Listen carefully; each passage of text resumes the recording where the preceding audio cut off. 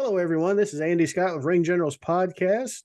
This week, we've got a very special guest with us, Mr. Shane Mercer. He has been in the Kentucky wrestling scene for a long time in the region, and he travels everywhere often. So we're lucky to get him. He's actually going to be on a trip today, so he'll be heading towards the car for a few minutes. So it was lucky for us to get him. How's it going today, Mr. Shane? I'm pretty good. How you doing, man? Oh, it's just another day in paradise for me. Um, so, uh, so we'll get started with when you were a kid. Who were some of your favorite wrestlers? Oh, first wrestler I ever fell in love with and I watched was the Ultimate Warrior. I went to a video store, didn't know nothing about wrestling. My dad took me there, told me I could rent whatever because they used to have dollar nights way back then.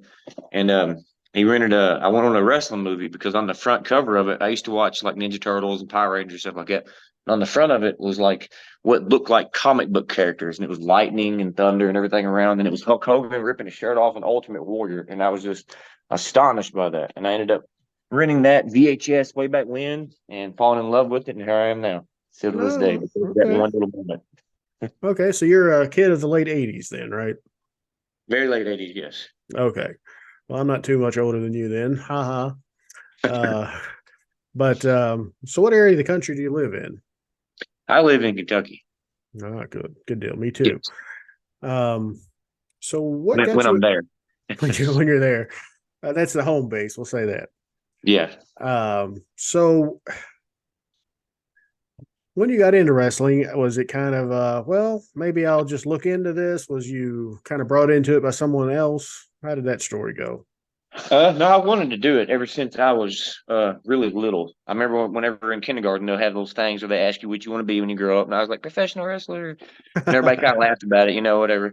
And then whenever you fast forward to like eighth grade and they're starting to trying to get your test ready to see what you want to be, it was still pro wrestler. It did not change. So then they was like, okay, maybe he's just got something going on, la la la, because everybody else is wanting to be like a well, in Kentucky anywhere, it's a very industry based state. Everybody's wanting to go into like maintenance or something like that, or mechanical engineering or something with cars or automotive. And I was like, no, I want to be a wrestler.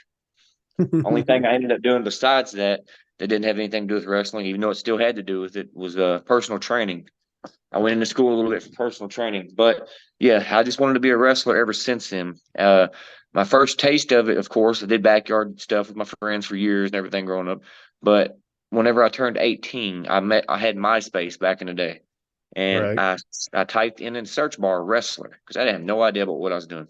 First thing to pop up was Zodiac wrestler for the Zodiac. Right. So I messaged him and I'm like, so hey, how do I do this? He's pretty much like, well, back then anyway, you just fill out a license and you're pretty much a wrestler. And I was like, what? Really? That's it? That's all there is So to it. so I kind of went into it blind and had a match against a buddy of mine, a backyard style match. It's more of like a today's style match, but back then it was considered a backyard style match with all the high spots and crazy stuff, tombstones off the top rope, crazy stuff everywhere. And he ended up interfering and it's like, you're doing too much, kid. And I didn't have no idea what he was talking about. And that kind of prolonged for about 8 months until I got in the ring with Bull Payne. I I remember don't Bull Payne. Yes, know. USWA for me. What I Yep. remember him from. And Bull Payne, I got in the ring with him, and the audience was chanting "old man" towards him. So I follow suit. I was a face, started doing the same thing towards him, and he legit gets pissed at me and wants to fight me backstage. And Todd Morton got in between us. And next thing I know, when I go home, there's a big message from Bull Payne to me that was like, "Look, kid, I wouldn't really want to fight you, but I gotta let people know backstage that you can't disrespect somebody like that. How about if you want to really learn something, why don't you get in the car with me and travel, and I can kind of show you the ways." So I went from bucking up to him backstage. I thought we was going to fight because I got mad then, and I was like, "Look, I don't understand. Teach me. Don't be like a asshole to me back here and try to fight me. Teach me of this because you have no Right. right to try to swing on me or something like that." But that mentality and stuff was him wanting to teach me a lesson to learn. I didn't know that till I got home and seen the MySpace message, which correlates into me riding with him, Mitch Ryder, Todd Morton for years, and them kind of showing me the way, telling me about what's up with stuff, riding with them the shows everywhere and learning ring psychology and learning why and what and where to do everything. And I would credit Bull Payne, Todd Morton as my trainers to this day because of that. Okay. Seems like you couldn't do much worse or much better. So you didn't really go to an academy. You were pre-academy days, pretty much. Yeah, I mean, where me and my buddies, honestly, we did backyard growing up and stuff. We had an actual ring, bought one years ago, did all the bumping, all the crazy stuff. So when we first started, we had to act like we didn't know how to bump and all this other stuff, but we already Right. kind of knew from the crazy shit we did. And then after doing that, we got in there and just it was more the psychology part. And then when I got with Bull Payne and Todd Morton, that's when I learned that. Okay. That's pretty interesting. That's a very unique story. I haven't interviewed anyone yet. We've probably got 30, 35 interviews by now in from Al Snow to some of the guys at Grindhouse Pro Wrestling. I don't know if you're familiar with them, Yeah. but yeah. So we're a sponsor of Grindhouse, by the way. Okay. Um, Cool. yeah. Tony's promotion. Yeah. Tony, too tough Tony for you guys out there to don't know. Um, you guys actually, I think you're in the same building as him, aren't you? When your promotion, I believe. Yes, I am. Tony is courteous enough to rent out his building sometimes to some of us, and I use my promotion, the XCF, out of there. That's a little backstory. Everything tied in together as we talk about it. XCF is my backyard promotion for years. I had so I brought that back last year since I have enough mentality now to run a promotion, and I feel like I have enough years to help train people and a little bit of lineage behind me. And I brought it back expecting to kind of have a proper goodbye to all my buddies and everything and mix in with some new guys as well. And little be Right. known, I knew already going into it, yeah, a lot of these guys are going to probably suck. Some of these guys might be all right. There might be like one that's good, whatever. It's more of a Right. goodbye. And then by the time the show was over, I think out of like the 20, uh, five maybe stopped after it, and that was their goodbye. And all the other 15 or so stayed. And I was like, what? I did not expect this at all. I expect this to be like a one-off goodbye, and then it turned into that. And of course, been training them, sending them to like Congo Kong, sending them to Larry D, sending them to just Chance Profit, Jason Kincaid, sprinkling them where they live throughout the country. Since I can't be around all the time, when I am, I help train them, but sprinkling them to others to kind of help show them the way and mold them and get them better. And a lot of them are Okay. doing really good, getting better. Okay, well, that's a cool story. At least you're kind of giving back to the guys, so that's a good thing. Um, I've seen you at OVW at least a couple times. New South and some looks like some smaller promotions over in Eastern Kentucky. Um, Very impressive. You look like a wrestler, and I mean that as a compliment. Where some of the guys these days do not. So how much Thank you. time? Yeah, how much time do you spend in the gym, man? Man, I honestly I try to get in there six days a week, sometimes seven, because I just I like the feeling of going in there, and I've been got to the point to where if I'm not in there, I don't feel good, and it kind of changed my life because when I first started, I weighed hell 140 pounds, wanted to be a wrestler, getting laughed at, and I just kept lifting, and my dad kind of showing me the old school farm way of stuff, telling me like, yeah, just lift until you can't, and then whenever you can't do that, keep track of your reps that you do, and then try to beat that the following week, and I still do that to this day, keep track of my rep records and everything. So it's about kind of become like a I always call it iron therapy as well because it helps tremendously on the mind, helps your body. I don't see there's never really a negative output from it except your normal gym injuries that occur every now and then. Right, of course. Um, so how hard is it to work a shoot job, go to the gym, travel, and Uh, have a family life, and do other but to things? be honest with you, I don't really have a family life like at all.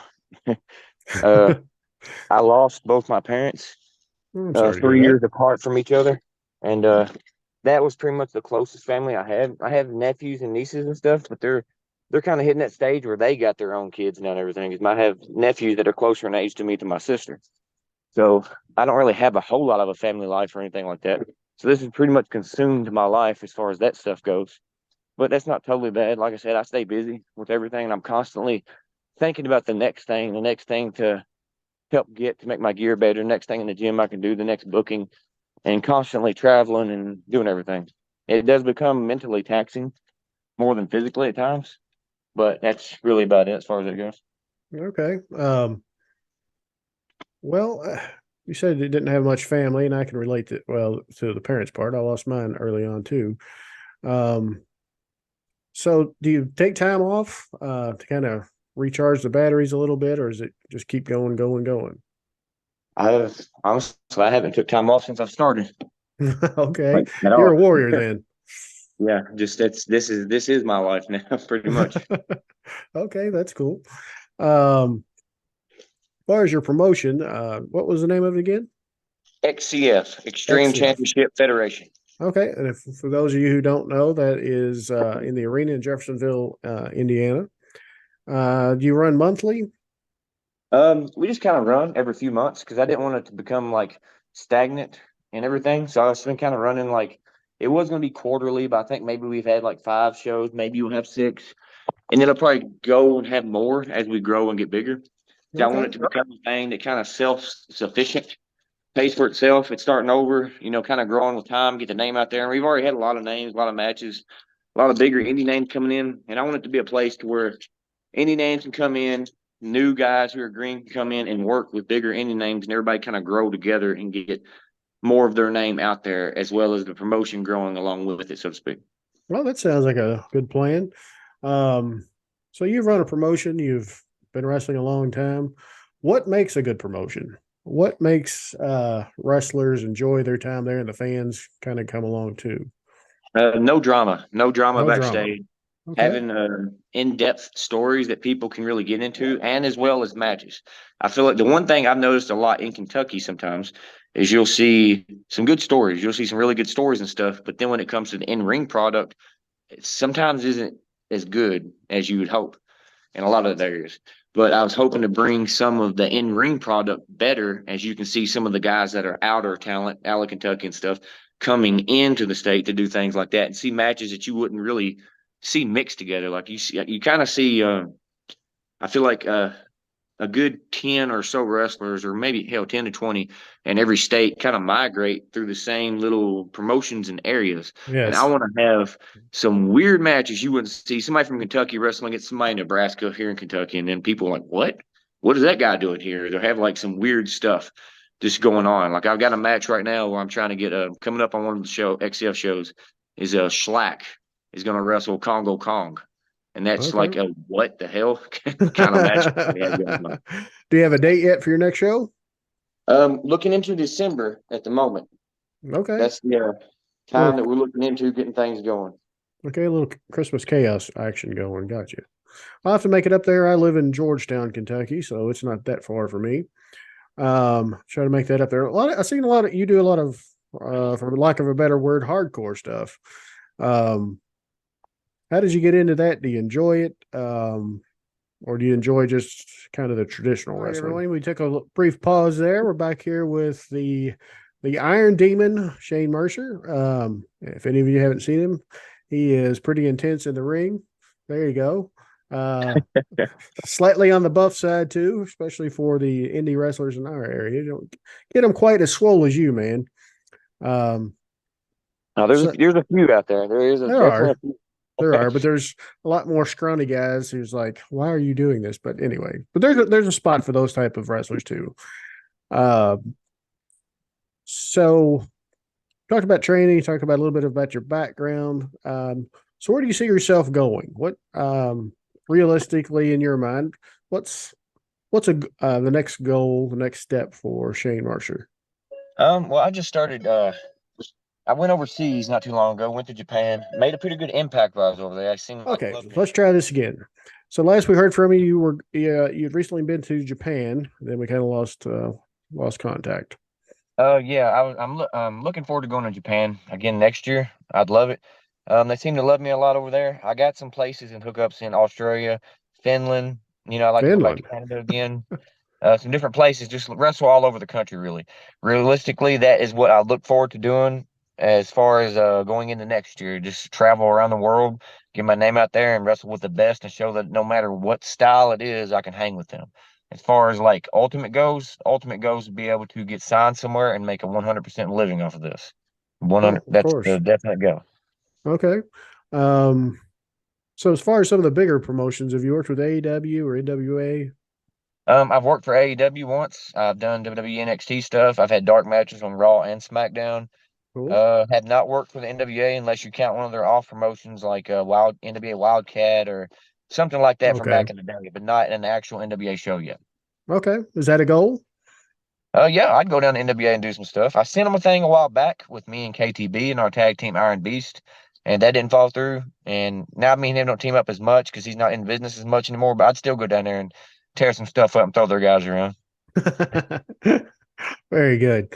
Okay. So what is a dream of you? Headlining WrestleMania? What would that Dream, look like? hell, if I was going to push for the stars and do everything, I'd like to headline WrestleMania, headline AEW All Out, and then headline in Japan, biggest places that you can go over there as well. I'd do all of it. Okay. Just like I said, I want to showcase that I can wrestle in any style against anyone. I don't care if it's hardcore, traditional, technical match, high flying match, extreme match, a death match, intergender, tag team. I want to show that I have a little bit of all that in me, and I can hang with all of them. Okay. Well, your style with the hardcore a little bit. Have you had any serious injuries? Honestly, nothing too bad. I mean, Well, that's most of good. it. I try to tell people this a lot about deathmatch stuff because sometimes people look at it as gory and kind of a horror movie, and they're right. They're absolutely right. It is, but a lot of deathmatch injuries are on the outside. You see the blood, you see the cuts, you see things of that nature. Right. But I have been hurt more in normal matches, very physical normal matches, than I ever have a death match because a lot of the time those normal matches where you see a lot of guys taking high risk and bigger bumps and stuff, they're getting cut up on the inside. They're getting torn muscles, torn ligaments, they're getting bruised bones, and so on and so forth. And I've had times where I've took a suplex on the floor and hit my ass bone on the concrete or something, and that sucked Ouch. so much where I can't walk for like a week hardly. But then go do a death match, and I'm working out Monday like nothing happened, but I'm just cut up. I would much rather Okay. sometimes, depending, how people look at it. It's just visually, death matches are way worse. But inside, sometimes you take like you used to see the Benoit Kurt Angle matches, and you see two technicians just going at it. Those guys are beating the hell out of each other. Okay. Well, far as people being two people or more being bloody in a match, are you worried, or is it cross your mind at all about the fact that you're maybe entangled in somebody else's blood? Oh, never so much. Most things that you get, like if somebody even had like some type of diseases or something, that's not gonna contact you through that. That's why a lot of time it's sexually transmitted diseases because it's Right. through contact like that. They wouldn't get something per se like that. I know Abdullah had a thing where he gave somebody a disease, but that's also because he used a razor and cut them with the same razor that he had, putting his blood inside of them like Oh, immediately with that kind of a okay. deal. But as Ugh. far as that goes, that's why you never hear about that kind of stuff hardly ever, because most time that stuff goes away as soon as they bleed. But as far as people's blood getting on me and stuff, I've had it so much by now, I'm kind of used to it. Okay. I remember once, not to drag this topic out too much, Arn Anderson, I heard him talking about people who are in the ring need to have like trim nails. Says you get a staph infection or something if you cut somebody, you know. Oh yeah, especially with your fingernails and people got Yeah, dirt and things. See, it's never like if somebody cut somebody with somebody's fingernail and it was clean, nothing probably happened. But right. you got that dirt and you got that sweat. That's when the stuff actually starts building up and you get staph and all that. Okay, so there's a lot of dangers out there the regular fan does not know. A Yeah, lot of we don't know about hardships. bacteria and all that fun stuff. Okay. Okay, we'll move on to something a little more positive. So we always do trivia or something with our guest, but I'm sure you're wanting to get on your way. So let's see. What is your Mount Rushmore of wrestling of Mount wrestlers? Rushmore. If I was gonna put a Mount Rushmore out there, I would have to put on there probably Steve Austin, Bruno San Martino, Antonio Inoki, and probably Flair. Okay, well, two of those are common for us. Two are not. I'm surprised that you know who Bruno San Martino is to be enough of a fan of him to be, make him on your Mount Rushmore. Well, how did you become familiar with him? I've always tried to be a student of the game. I like watching older stuff, newer stuff, so on and so forth. And just seeing the impact that he made on everybody, he was pretty much what Hulk Hogan was before there was a Hulk Hogan ever. And I mean, that's what they're trying to get right now with Roman Reigns and that world title record. There's somebody in his way, and that man's Bruno. He's No. they call him the living legend for a reason, and some of the stuff he did back then was awesome. And even his life story was amazing, going through everything he did and going through the Yes. concentration camp, surviving and making it over here to be as big as he was. That's just astonishing. Plus, he was strong as hell on top of it, overcoming all that stuff. Right. I remember Larry Zabisco, who was his protege at one time. You probably know this story too. Larry talked about turning on him, which is and had the big match at Shea Stadium, I believe it was in New York. and he got stabbed in the ass on the way out. People were going to kill him. And the original one of those cage matches, I don't remember if it was that particular show or not. Larry was talking about. Well, the original idea was for him to let Larry get over, so he was going to continue the storyline on. And Bruno was like, "They'll murder you. You can't keep doing this." So that was pretty good. All he got was an ass stab. He's lucky that he didn't go over the. Yeah, Larry could whip up the crowd pretty good. Okay, that's pretty good. And Antonio Noki, I know the name, but not that familiar with him other than he's Japanese. How did you get to be a fan of his? Just the same thing, really. Just like whenever people make an impact, and there's a reason for it, I like looking into what they do. I got so many favorites, so on and so forth. But if I had to put a Mount Rushmore, I'd have to put those names up there just because of what they contributed, and actually the waves they've made in the business is just unparalleled, crazy to me. He's Yes. pretty much what, like I said, the comparison is because it's more known. He's like a Hulk Hogan to over in Japan, and people used to line up just for him to slap them out of a sign of respect. That is He okay. passed That's pretty actually. cool. He passed away last year actually while GCW was in Japan, and I remember hearing about that and everything going over, and that's just crazy. He must have made a heck of an impact. All right. Well, we'll let you get on your way, man. It's been good talking to you. For what is some of your social media? You can find me on Twitter/X now at the Iron Demon. You can find me on Instagram if you look up Shane Mercer. Facebook if you look up Shane Mercer. You can look up XCF Diablo on YouTube for my YouTube channel, or just search Shane Mercer highlights or something. You'll find my channel however way you want.